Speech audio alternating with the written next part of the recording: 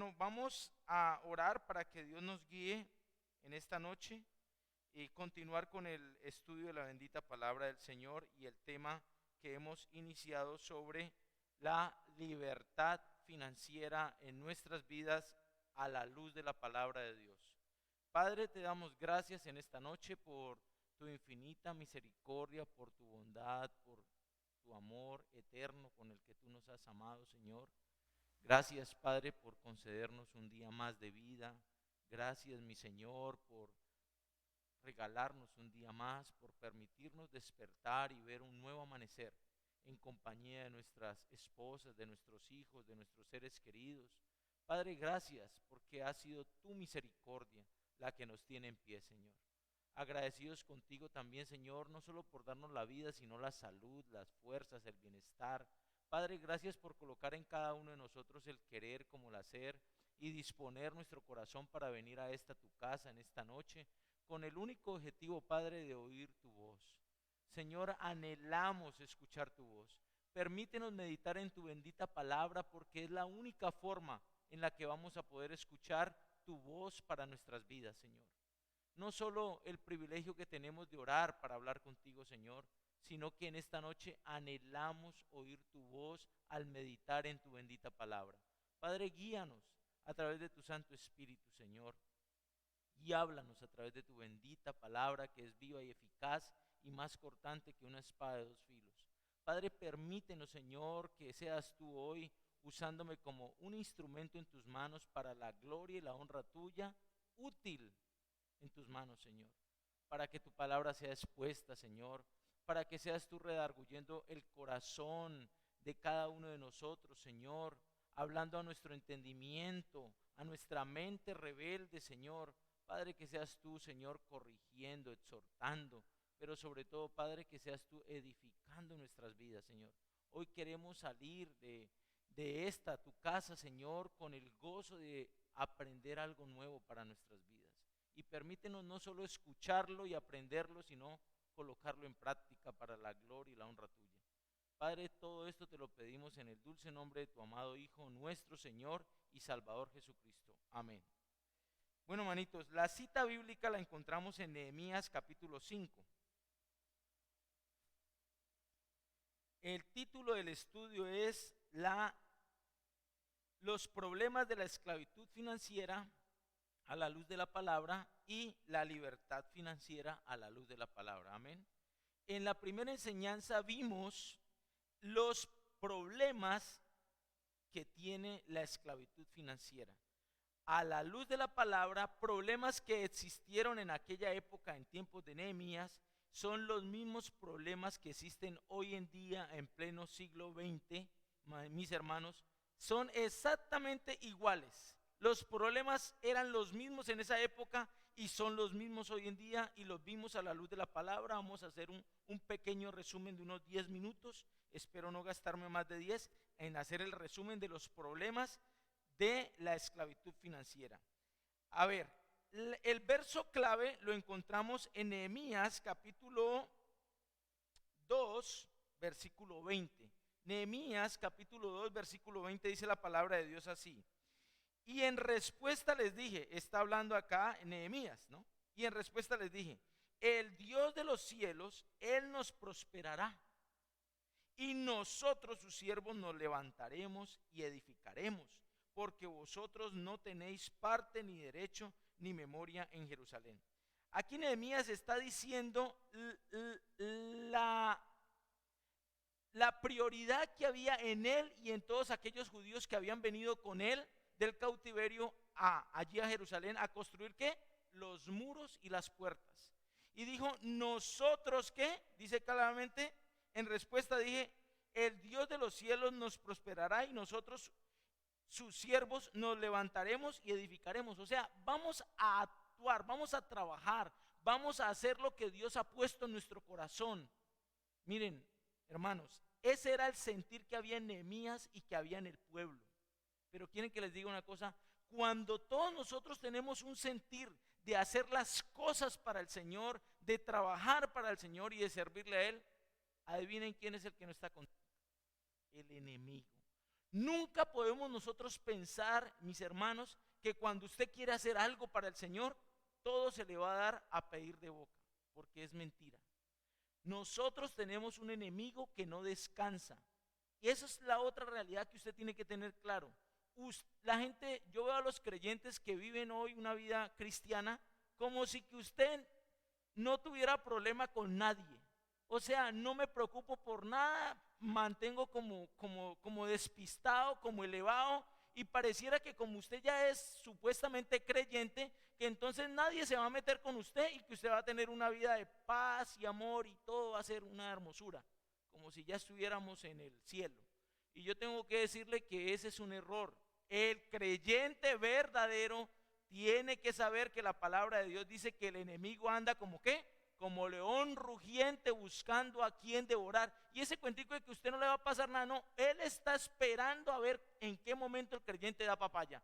Y más cuando usted quiere servirle al Señor, cuando usted dice quiero congregarme y a este año voy a ponerme, servirle al Señor, no solo congregarme, sino que voy a decirle a los hermanos en qué puedo ayudar.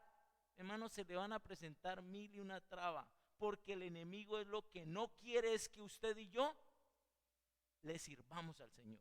El pueblo quería servirle al Señor, querían reconstruir los muros y querían reconstruir las puertas. ¿Y qué ocurrió?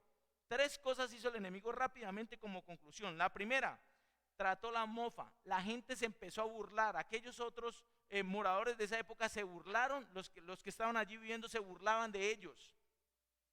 Eso no dio resultado. Vinieron las amenazas. A ellos los amenazaron, que si iban a construir entonces podían sufrir ataques. Tampoco sirvió, porque Dios permitió aún que los reyes, el rey Ciro y el otro rey Darío, dieran órdenes explícitas a los propios enemigos que les sirvieran a ellos y que les trajeran todo lo que ellos pidieran y necesitaran. ¿Cómo la ve? Pero ellos querían era destruirlos. Tampoco sirvió, pero aún el enemigo ahí atacando, porque él nunca estuvo quieto. ¿Y qué fue lo tercero que él utilizó? Porque la gente piensa que es que el enemigo nunca se mete con uno. No. Lo tercero que utilizó fue la división. Y para utilizar esa división dentro del mismo pueblo, utilizó el problema económico de las finanzas de ellos mismos. Capítulo 5, entonces lo leo rápidamente, versículos del 1 al 5. Entonces hubo gran clamor. Esa palabra allí, clamor, era que había, según aquellos estudiosos del tema, aquellos comentaristas, ahí lo que había era una gritería. Se había armado, era un alboroto y había una gritería y todo el mundo andaba enojado. Hubo un gran clamor del pueblo y de sus mujeres contra sus hermanos los judíos. Y nótese que se habían metido quienes ahí en ese problema. Las mujeres.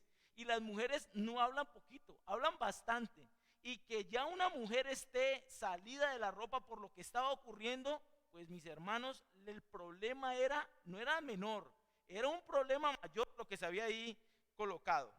Había quienes decían, nosotros y nuestros hijos y nuestras hijas somos muchos, por tanto hemos pedido prestado. Primer manito problema de una esclavitud financiera para cualquier época de nuestras vidas, tanto allá en esa época como hoy en día, pedir prestado. Ahí lo vemos claramente. Tuvimos que pedir prestado grano, pidieron prestado para comprar alimentos, manitos, para comer y vivir. Había quienes decían, hemos empeñado, segunda característica de una esclavitud financiera, pedir prestado la primera y segunda, ¿qué? Empeñar. Y ya lo hablamos y lo dijimos claramente, hermanos, eso se ve hoy en día. Hay creyentes, y Dios lo sabe, manitos, que aún siendo creyentes tienen ese problema de esa esclavitud financiera y empeñan cosas, porque los hay. Que Dios nos guarde y nos ayude, porque aquí el objetivo es corregir, amén, no juzgarnos. ¿Quiénes somos para juzgarnos? Es que corrijamos esa mal actuar, porque si no vamos a seguir una esclavitud financiera que no va a tener cuándo salir de ella. ¿Quiénes hemos empeñado nuestras tierras, nuestras viñas, nuestras casas para comprar una vez más que grano a causa del hambre? Nótese que esa esclavitud financiera se daba no era porque querían comprar el último carro, último modelo, cambiar la sala por la última, el mejor televisor, no. Todo era, había tanto la crisis que era solamente el trabajar era solamente para poder comer. Hemos pedido prestado para comer, hemos empeñado para poder comer, porque el hambre es mucha, para comer y vivir, dice. Hemos empeñado por causa del hambre, o sea, había hambruna, la inflación altísima. Y tercer característica de la esclavitud financiera, y había quienes hemos tomado una vez más que prestado, pero ya dinero. En la primera habían tomado prestado para alimento, aquí estaban tomando dinero prestado dinero para el tributo del rey sobre nuestras tierras y viñas. Ahora bien, nuestra carne es como la carne de nuestros hermanos y nuestros hijos como sus hijos. Y aquí que nosotros dimos nuestros hijos y nuestras hijas a servidumbre, o sea, a esclavitud. Y algunos de nuestros hijos lo están ya. Y no tenemos posibilidad de rescatarlas, porque nuestras tierras y nuestras viñas son de otros. Ya habían llegado, manitos, al extremo de que ya no tenían cómo empeñar ni la tierra, ni la casa, ni nada de eso, porque ya lo habían empeñado por causa del hambre para poder comer, sino que habían empeñado ya sus propios hijos, hermanos entre ellos se habían dado en esclavitud.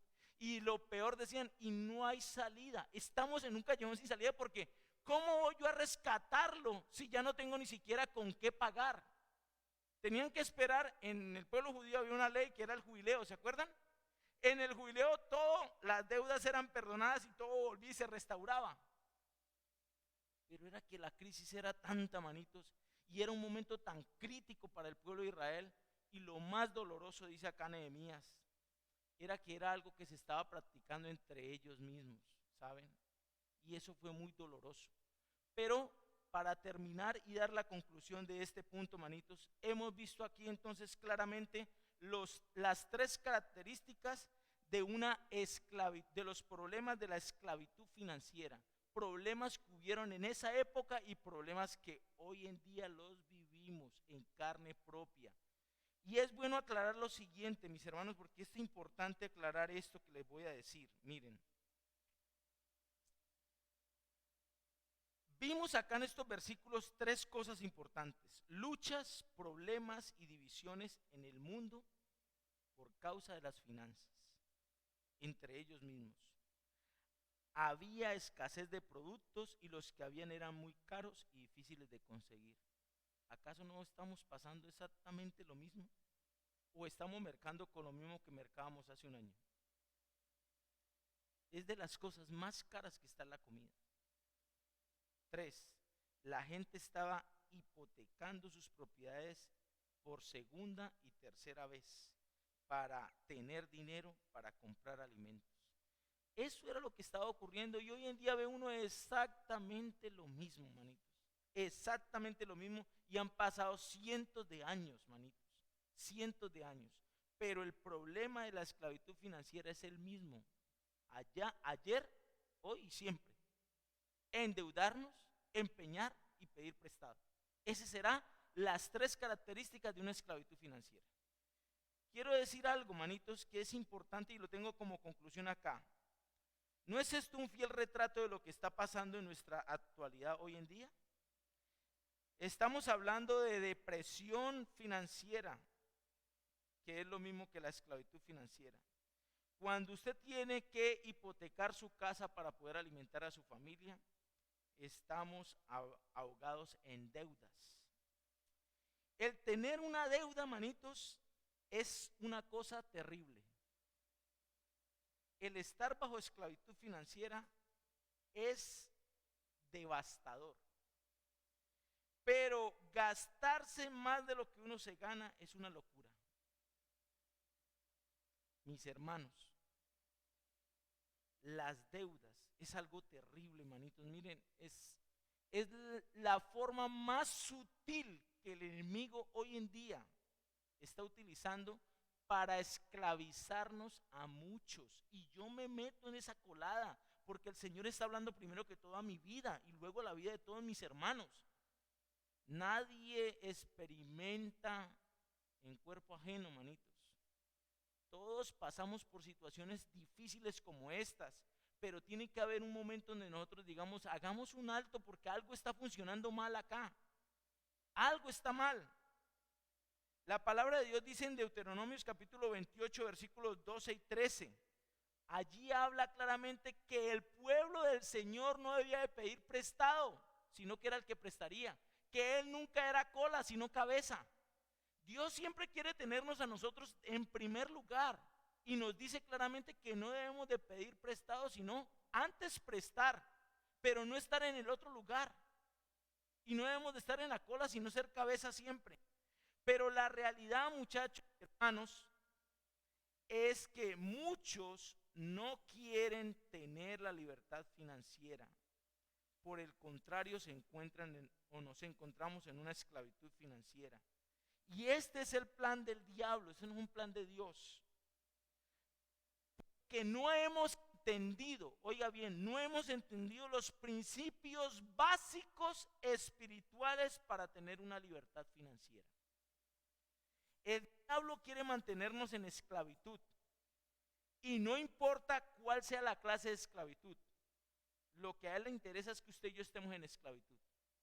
Algunos estarán en esclavitud de vicios, de droga, de pornografía, de tantas otras formas de tenernos esclavos.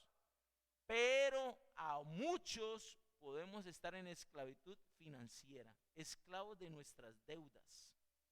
Y como quiera que sea, todos estamos como en esclavitud. Todos, los unos y los otros. De alguna forma nos tiene agarrados. Y ahí es donde yo siempre he dicho, el que no coge a la izquierda, coge a la derecha, pero que cojea, cojea. Algo tiene malo. Ese cuentico de que es que usted va derecho.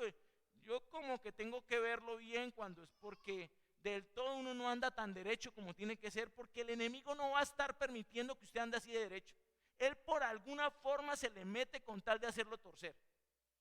Y es muy sutil. ¿Por qué yo les hablo con este tema de las deudas? Es muy sutil, mis hermanos. Porque siempre el enemigo nos mete el siguiente cuento. ¿Cómo va usted a conseguir una casa si no se endeuda? Y todos sabemos y decimos, ay sí, ¿yo cómo voy a conseguir una casa si yo no tengo 120 millones, 180 millones para adquirir una casa? Tengo que adquirir una deuda hipotecaria y uno la adquiere.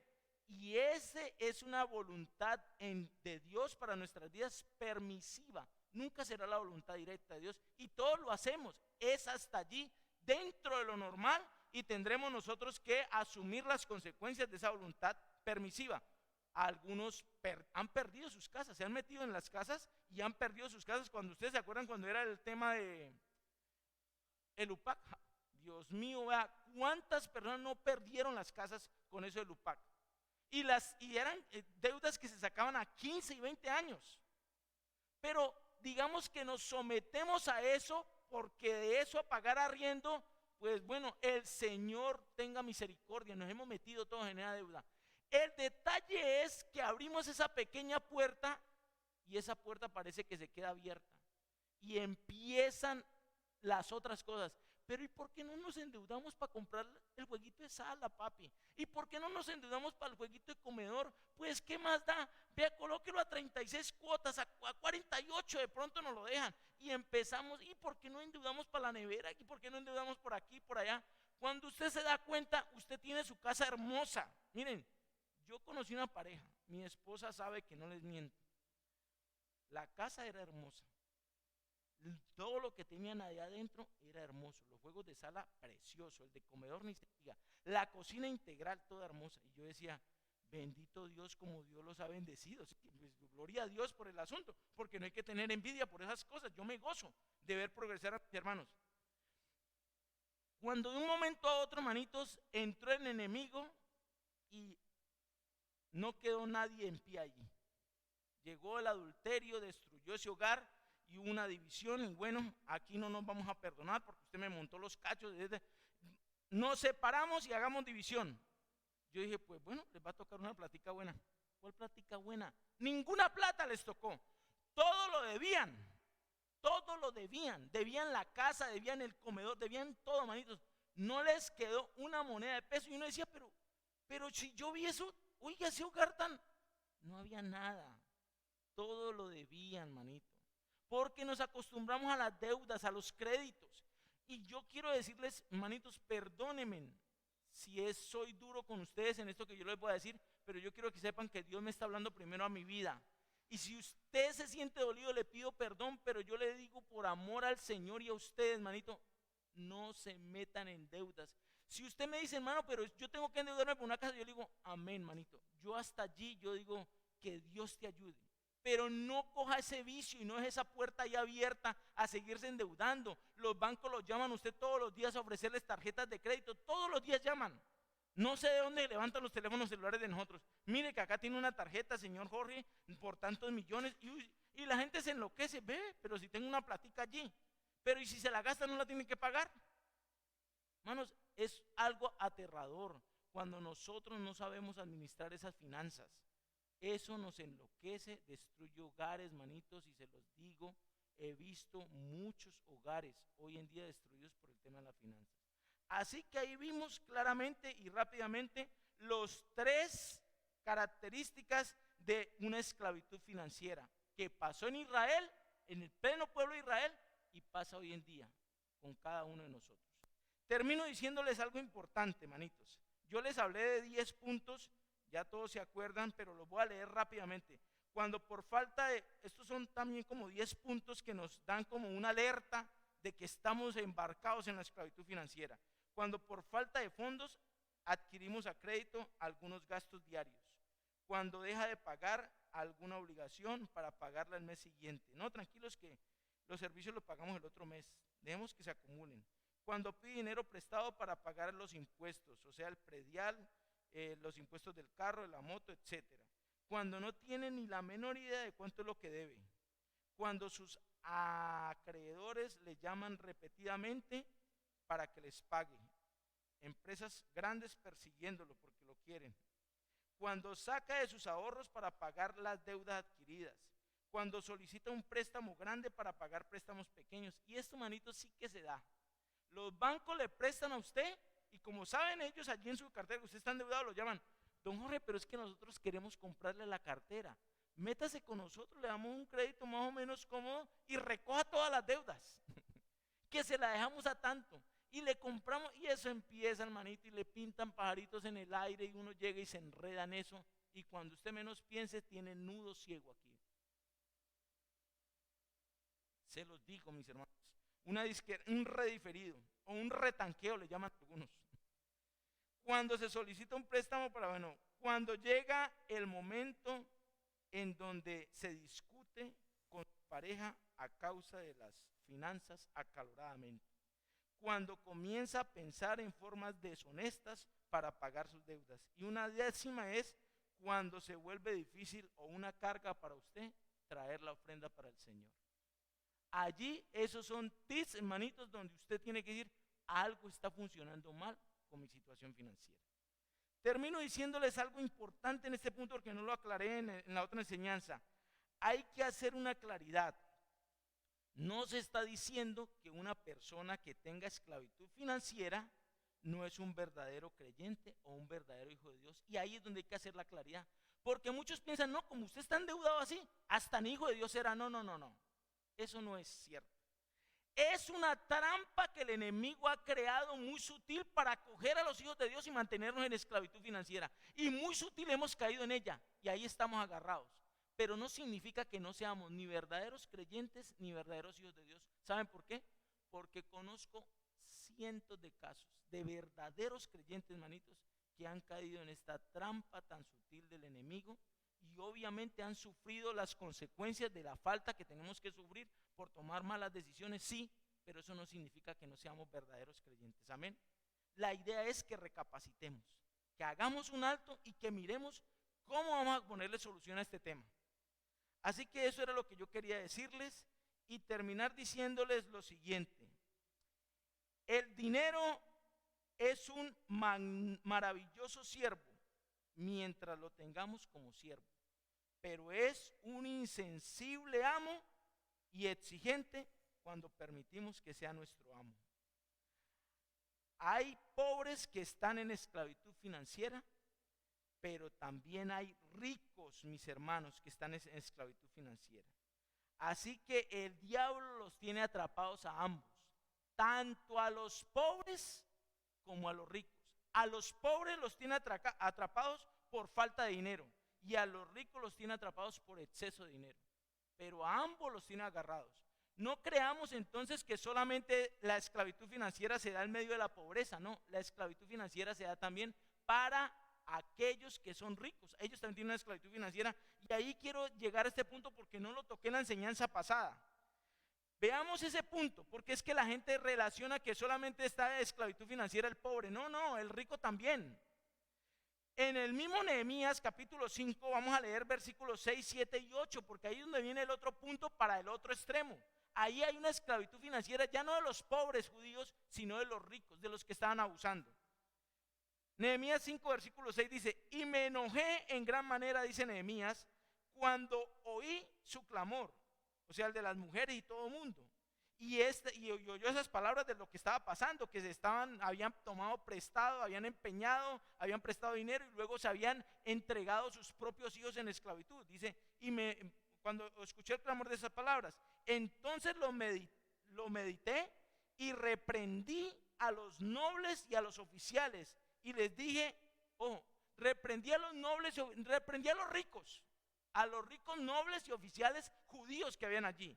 Y dice, exigís interés cada uno a vuestros hermanos y convoqué contra ellos una gran asamblea. ¿Sabe por qué Nehemías convocó una gran asamblea cuando se dio cuenta que los nobles o ricos judíos estaban cobrando el interés a sus hermanos? Porque era prohibido.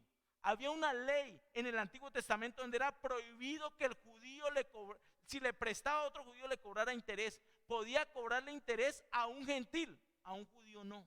A su hermano judío no tenía por qué cobrarle interés. Era prohibido en la ley.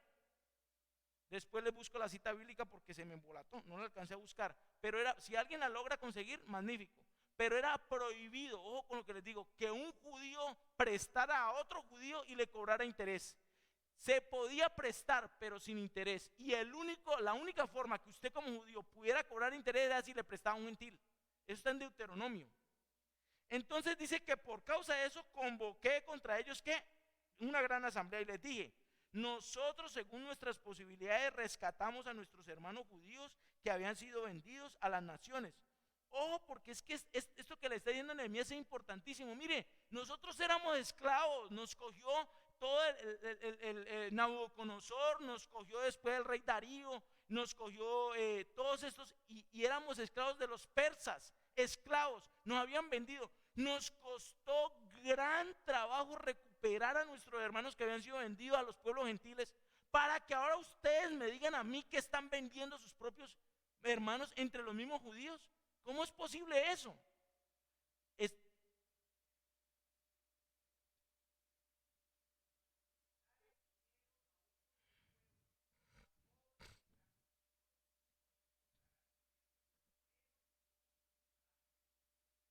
Sí, manito, creo que esa es la cita bíblica, manito. Era prohibido. Y estos judíos le estaban cobrando intereses a sus propios hermanos. Habían violado la ley.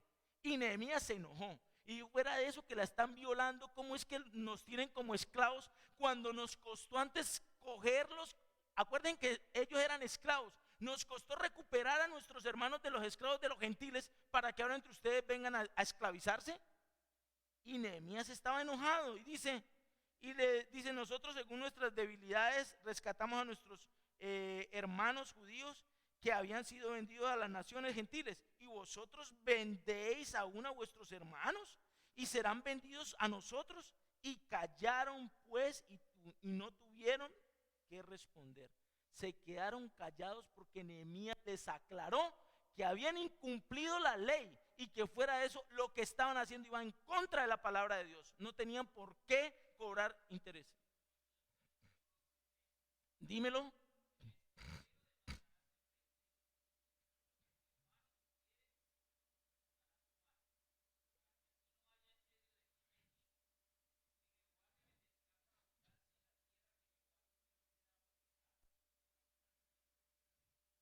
Amén, manito. Muy bien por las dos citas bíblicas porque aplican.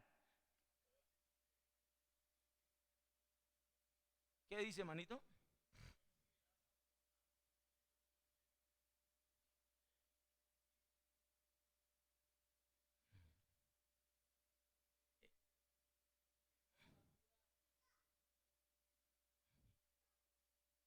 Esa era la cita bíblica que yo tenía, manito, sino que me olvidé anotarla, la que leyó mi hermano Gildardo. Y es la que más aplica en este momento al punto, aunque las otras fueron buenísimas. Pero aquí nos aclara en la ley, en Deuteronomio capítulo 23, 19, no se podía cobrar interés y los judíos que tenían dinero, los nobles, los ricos dentro de ellos mismos, estaban cometiendo ese pecado, esa falta.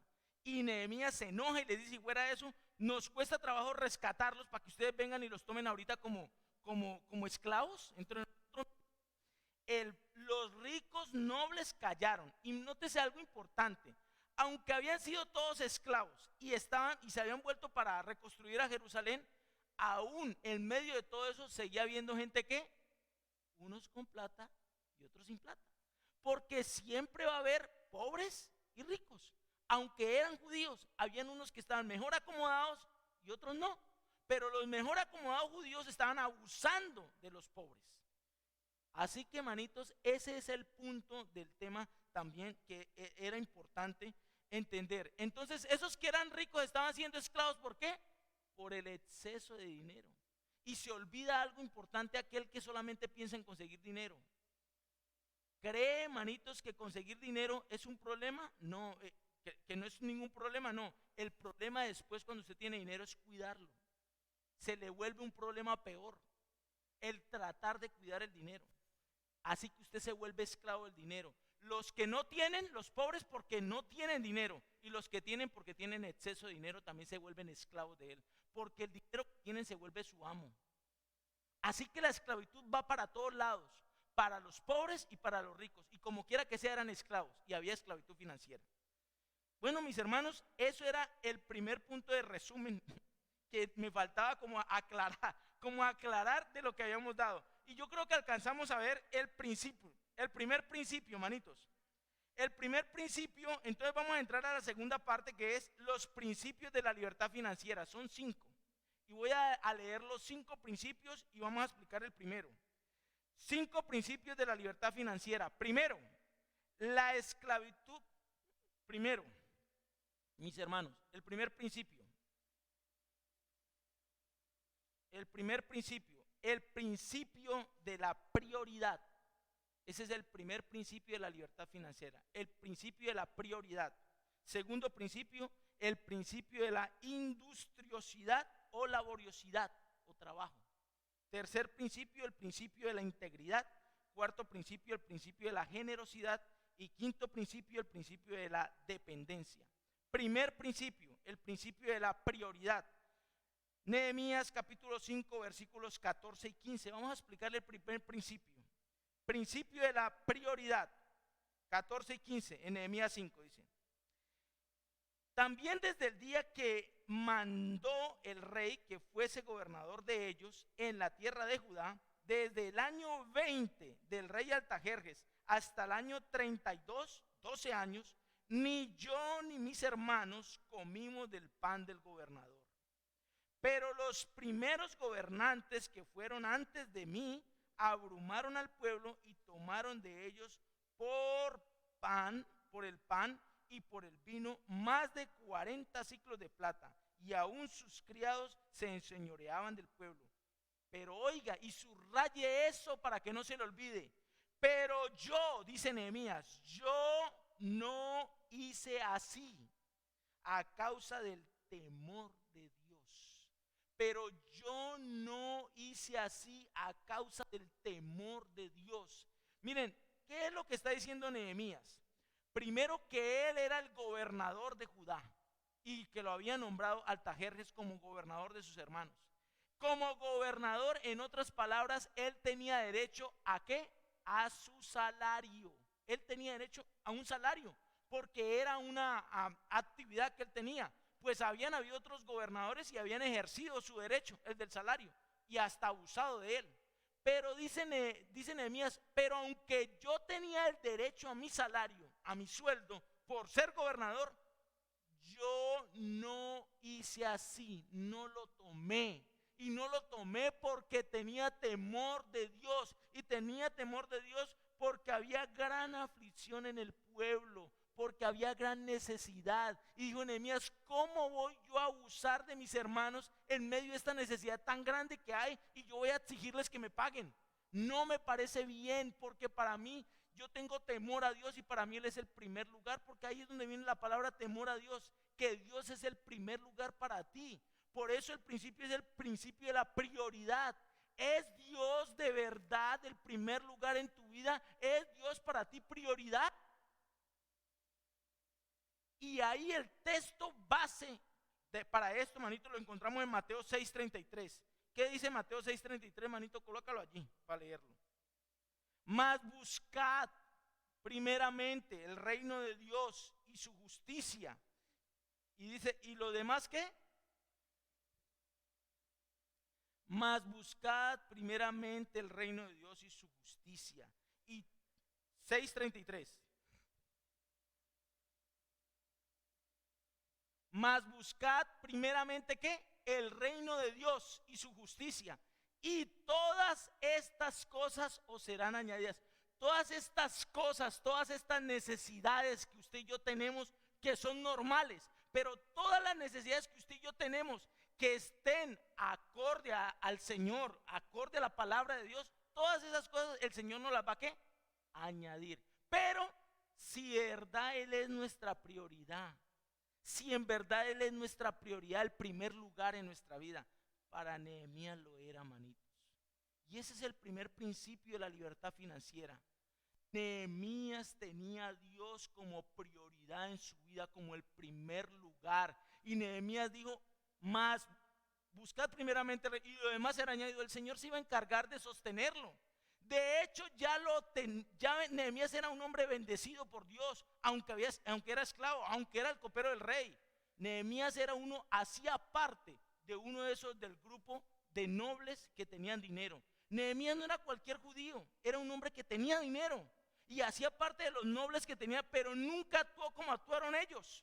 Pues fue a corregir y a decir, miren, el primer principio, el de prioridad, para mí el Señor es lo primero y yo tengo temor de Dios y por eso Dios me guarde de abusar de mis hermanos en este momento que veo que hay una necesidad grande en el pueblo. Por el temor a Dios no lo hago, yo no hago eso, porque para mí Dios es el primer lugar. Y renunció a un derecho, él tenía ese derecho, ¿no? Pero renunció a él. Pregunta para todos nosotros: ¿estamos nosotros dispuestos a renunciar a algunos derechos por amor al Señor? ¿Lo tenemos nosotros a Él como el primer lugar en nuestras vidas? ¿O aún en medio de las necesidades no nos importa? Eso es lo justo, es lo que me tiene que dar y vale tanto. ¿Sí me entienden, hermanitos? Y digo que soy creyente. Hermanos, Dios, cuando es el primer lugar en nuestras vidas, toca nuestros corazones en todas las áreas. Y para Nehemías, Dios era el primer lugar y tenía temor de Dios. Dijo, ¿cómo se le ocurre que yo voy a hacer una cosa así? Yo no lo hago así, dijo Nehemías, porque tengo temor a Dios y Él es el primer lugar en mi vida y yo sé que Él todo lo demás me lo va a dar. De hecho ya me lo ha dado. Amén. Alcanzamos a ver el segundo principio. Segundo principio, el principio este es el que más me gusta a mí, el principio de la industriosidad o laboriosidad o de trabajo. Versículo 16, porque seguimos ahí, mire, desglosando los versículos. Versículo 16, ¿qué dice? También en la obra de este muro restauré mi parte. Ahí quiero parar. La función que él tenía, su objetivo era reconstrucción de los muros y las puertas, ¿correcto? Y él había ido era a eso, a reconstruir los muros y las puertas de Jerusalén, lo que le brindaba protección a Jerusalén. Y dice acá el señor Nehemías que también en la obra de este muro restauré mi parte y no compramos heredad. Entonces dice, restauré mi parte. En otras palabras, Nehemías, el gobernador, no le dio pereza colocarse la ropa de trabajo y ir y hacer lo que le correspondía. ¿Qué es lo que me toca? Porque cada uno tenía algo que hacer en ese muro. A usted por esta familia le toca de aquí a aquí, a ustedes los de esta familia aquí. Eso tenían distribuciones de esa manera y de hecho así mismo las cuidaban porque dormían alrededor de hecho para cuidar. Eso no era que los muros quedaran tampoco descubiertos. Había alrededor de ellos, y hace parte de otro estudio, donde estaban ubicados de tal manera que cada uno respondía por un área que tenían que cuidar. Pero Nehemías, siendo el gobernador, hubiera podido decir lo siguiente: usted y usted, mis siervos, tenía siervos, Nehemías. Usted y usted y usted, hágame el favor, Iván, y hacen la parte que me toca a mí, porque acuérdese que tenemos que dar un buen testimonio, que no se diga que el gobernador no construyó la parte. No. Nehemías no hizo así. Nos toca construir una parte, yo soy parte como judío, y vamos para allá. Y doy ejemplo de trabajo. Se puso la ropa de trabajo y trabajó. Hizo su parte, no abusó de su cargo, ni abusó de ser el jefe, ni ser el gobernador. Colocó su parte que le correspondía. Y saben una cosa, manitos, hoy en día ese es un gran problema que vemos hoy en día en muchas partes. Porque yo siento, manitos, que hoy en día cuando la gente escucha la palabra trabajo, no les gusta. A la gente hoy en día le gusta vivir bueno, pero sin trabajar. Ganar buena plata, pero que el trabajo no sea tan duro. O sea, son unas cosas como locas o ilógicas, ¿no? Uno a ratos piensa que es que del cielo de verdad va a caer la plata o que esa se produce en los palos. No, manitos, el trabajo es una bendición de Dios. Y muchas personas han desaprovechado oportunidades que Dios les ha brindado tan solo porque esas oportunidades vienen vestidas con ropa de trabajo. Y muchos piensan que la palabra trabajo es una mala palabra. Otros piensan lo siguiente, que ese es el gran problema. Yo quiero trabajar y yo quiero ojalá conseguirme un dinero rápido y todo eso, colocarlo a producir, ojalá vivir de intereses para no tener que trabajar. O sea, la mentalidad de muchos es, quiero tener muchas cosas rápidamente, pero con un solo objetivo. ¿Cuál? No quiero trabajar. Para vivir, dicen que para vivir desolgado, o como diría alguien por ahí, quiero cogerle ventaja a la vida. Vea, manito, tengo 51 años. Yo creo que yo llevo por ahí 45 tratando de cogerle ventaja a la vida. Y les digo algo, manitos, si no sigo trabajando como mula, sé que mi Dios no me va a bendecir. Porque la bendición que Dios me ha dado es el trabajo, manitos. Ese cuento de uno pensar que no quiero tener un dinero X o Y de X o Y manera como sea para no trabajar, dizque para no trabajar, olvidándose que cuando Dios en su inmensa misericordia le permita tener ese dinero, lo que usted va a pasar es trabajos para cuidarlo. Va a pasar trabajos para cuidarlo porque hay más trabajo en cuidarlo que en conseguirlo. El dinero se consigue rápidamente, pero vaya, cuídelo, vaya, administrelo, a ver si no se le va entre las manos el dinero. ¿Qué ha pasado, por ejemplo, con empresas como la 14 Almacenes La 14? Un gran imperio que fundaron los papás, los Cardona. Entregaron eso en las manos de los hijos. Había dinero. ¿Y qué pasó? Se espumó. ¿Por qué? Porque no supieron administrar el dinero que se tenía. Hermanos, el dinero se consigue, pero administrelo, sosténgalo, cuídelo. Eso es más trabajo. Así que, manitos, aquel que piensa en conseguir dinero, dizque para no trabajar, yo quiero decirle que bíblicamente está equivocado. Dios quiere siempre que nosotros seamos buenos trabajadores. La palabra de Dios dice: el que no trabaje, que no coma. Así de sencillo. Y hay algo importantísimo, mis hermanos, y es que esto se ha trasladado a las esferas religiosas. Y hay muchos creyentes o muchos hermanos en muchas iglesias que piensan que lo que se debe hacer es tratar de conseguirse cierta comodidad para no tener que trabajar y que después de eso me voy a dedicar a servir al Señor. Yo quiero decirle algo. Ese puede ser un pensamiento que ha llegado a la mente de cualquiera. Pero cuando usted está dispuesto a servirle al Señor, usted lo que tiene es trabajo. Y harto. Y ese es un trabajo más duro que aún el trabajo secular, pero es un trabajo también, el de ser pastor de las ovejas, el de cuidar esas ovejas, es un trabajo arduo, desgastador. Es un trabajo durísimo, mis hermanos. Se los digo ya con el tiempito, y eso que nosotros apenas somos como 50 ovejitas, pero le digo que es arduo el trabajo. O sea que Dios para su servicio no necesita vagos. Dios necesita gente que ame el trabajo, porque lo que vas a trabajar. Y por último, porque ya ahí terminamos, es lo siguiente, que es lo que hoy en día está pasando, ¿no? La filosofía que hoy en día está en el mundo. Algunos piensan que con los subsidios que dan algunos gobiernos, que eso es lo más lindo que hay, porque esos subsidios lo único que hacen es tener una alcahuetería para aquellos que no quieren trabajar y los que no les gusta el trabajo. Y mientras se fomenta hoy en día en nuestro país el tema de los subsidios para los vagos, eso es un problema. ¿Saben por qué? Porque para el gobierno poder subsidiar a los que no les gusta trabajar, o sea, los vagos, va a tener que meter la mano en el bolsillo de nosotros, los que trabajamos, para poder colocarnos más impuestos y más de todo, y tener de dónde poder sacar para pagarle a los que no trabajan, o sea, a los vagos. Y entonces, mientras él coloca impuestos, acrecenta los impuestos en los que trabajan, en los que tienen empresas, para poder darle a los vagos, mientras esa transacción, él también se queda con algo, el gobierno. Así que, manitos, eso es algo que es devastador para una nación. Me da mucha tristeza de nuestros compañeros, de nuestros hermanos venezolanos, de ver el fomentar la vagancia, el fomentar no querer trabajar. Mire cómo tiene a nuestro país, hermano. Y lo más triste, manitos, para donde va Argentina. En este momento en Argentina están las mismas condiciones, va haciendo los mismos pasos que hizo Venezuela. Usted va a Argentina y es que tiene que cargar la plata en maletines, porque al cambiarla es una locura eso. Va en el mismo sentido. Muchos se han ido para Argentina, ahora están por aquí otra vez, mirando a ver cómo se escampan.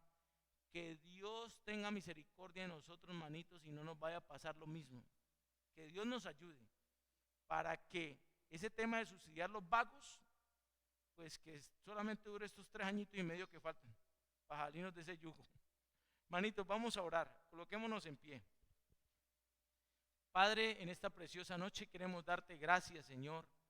Gracias por hablarnos a través de tu bendita palabra, Señor. Gracias por mostrarnos estas características de la esclavitud financiera, Señor, que se encuentran básicamente en el pedir prestado, en el empeñar y en el endeudarnos, Señor. Gracias, Padre, por mostrarnos que esto no es la voluntad tuya, Señor, sino que es una artimaña del enemigo muy sutil que ha utilizado para esclavizar a tus hijos, Señor. Te queremos, Señor, de corazón pedir perdón, Señor, si en algún momento hemos caído en esa clase de esclavitud financiera, Señor, al no ser sabios ni prudentes delante de ti al tomar decisiones, Señor, y tomar decisiones en medio de la emoción, en medio de la carnalidad, Señor, y muchas veces, Señor, sin consultarte a ti, porque la mayoría de las veces que tomamos decisiones como esas financieras, Señor, lo único que hacemos es informarle a Dios lo que hemos hecho, pero no consultarle, Señor. Ayúdanos, Padre, a dejar de informarte cosas y más bien empezar a consultarte antes de tomar decisiones, para que no tengamos que arrepentirnos, Señor, con dolor, Señor, y con lágrimas de los errores que hemos cometido, Señor. Padre, perdónanos si el enemigo de una forma muy sutil nos ha esclavizado financieramente, Señor. Y ayúdanos, Padre, de todo corazón a salir de esta clase de esclavitud, porque solo tú nos puedes ayudar, Señor. Nadie más. ¿A dónde más iremos? ¿A quién más clamaremos sino a ti, Padre? Ayúdanos a desenmascarar al enemigo con sus formas sutiles de enredar y de esclavizar a nuestros hermanos, Señor, a todos nosotros. Y permítenos quitar la venda de tantas cosas, Señor, que hace el enemigo de forma sutil. Y permítenos, Señor, hacer un alto, Señor, y comprometernos delante de ti, Señor, para que tú nos ayudes a salir de ese error en el que hemos caído, Señor. Padre, te lo pedimos de todo corazón en esta noche, Señor. Y te damos gracias por perdonarnos, Señor. Y gracias, Señor, por esa ayuda que tú nos vas a dar para salir de esa esclavitud y entrar en la libertad financiera según tu bendita palabra, Señor, no según el mundo. Padre, te damos gracias y queremos pedirte que seas tú llevando con tu fiel cuidado a nuestros hermanos a cada una de sus casas, Padre. Guárdales de todo mal y peligro, Señor. Y ayúdanos a todos, Señor, a honrarte, Señor, y a andar en santidad en toda nuestra manera de vivir, Señor, y de actuar. Padre, todo esto te lo pedimos en el nombre de Cristo Jesús. Amén. Gracias, hermanitos.